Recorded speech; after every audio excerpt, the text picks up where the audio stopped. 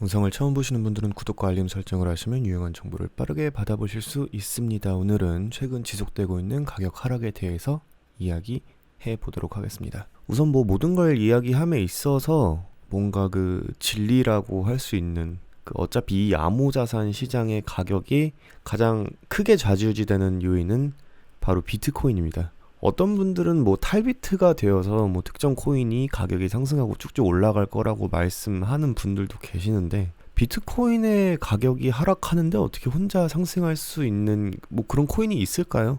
제가 냉정히 봤을 때는 그런 건 없을 것 같습니다.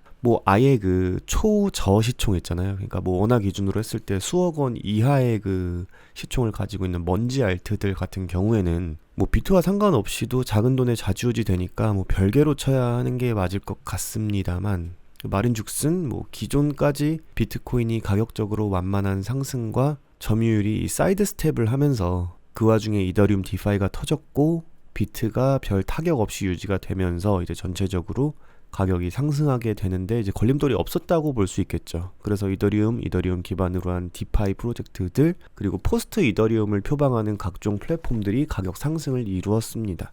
그게 이번 하락 이전에 있었었던 일이죠.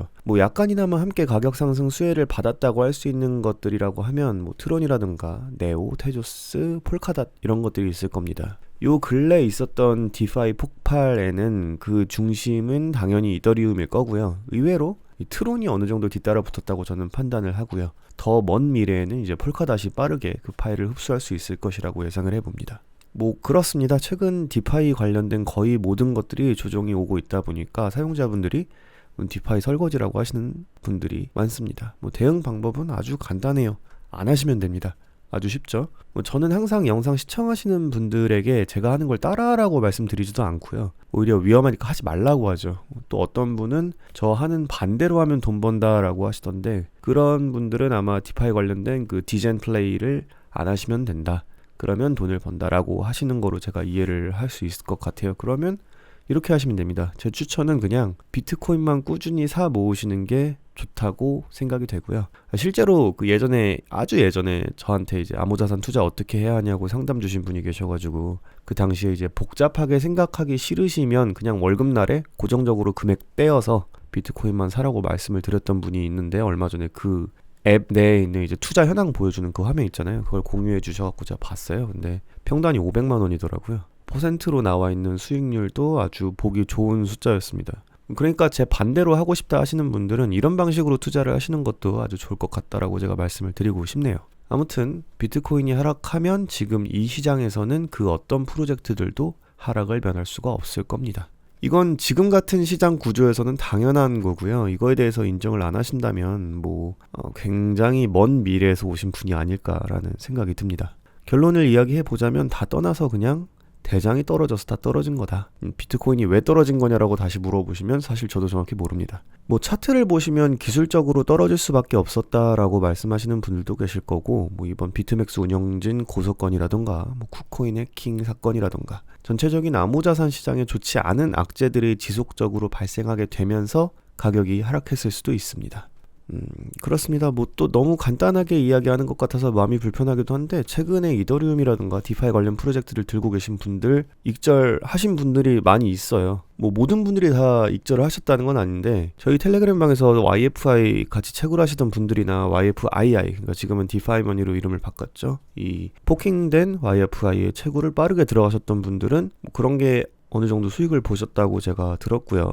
그런 게 아니어도 이더리움을 월 단위로 스윙하시던 분들은 디파이가 터지면서 이더리움 가격이 좀 올랐을 때 익절을 하셨을 수도 있고요. 이런 분들이 부분적으로 익절해서 수익을 최근에 보셨던 걸로 제가 알고 있습니다. 그래서 지금 현 시점에 가격이 안 좋다고 해서 시장을 비관적으로 보시는 분들이 많은데, 그렇게 보셔도 괜찮아요. 근데 저는 트렌드 잘 따라가서 수익 보는 게 이렇다 할 상승 없이 하락 트렌드 유지되고 있는 코인 추매하는 것보다 좀 나은 선택이었다고 개인적으로는 생각을 합니다. 그리고 유니스왑 사용하시던 분들은 유니 에어드랍 받으셔서 수익 얻으셨죠. 어떤 분들은 리스크 분산 목적이라고 하시면서 이제 메타마스크 3개 사용하셔서 자기도 모르게 어느 순간에 유니를 1200개를 받으셨고, 어느 정도 가격 올랐을 때 매도하셨으면 아마 20에서 21 이더 정도를 얻게 되셨을 걸로 예상이 됩니다. 저도 조금 아쉽긴 하지만 유니 토큰을 최고점에선 팔진 못했고요. 6달러 중후반, 뭐 6.7달러, 6.8달러 요쯤에서 매도를 했고요.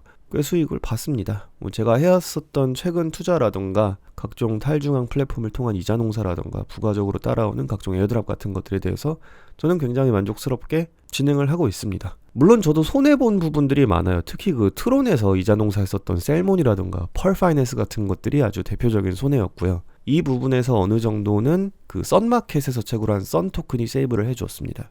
셀몬 펄은 가격 방어가 안 됐는데 썬은 가격 방어가 꽤 된 편이죠. 그래서 썬은 굉장히 만족스러워하고 있고요.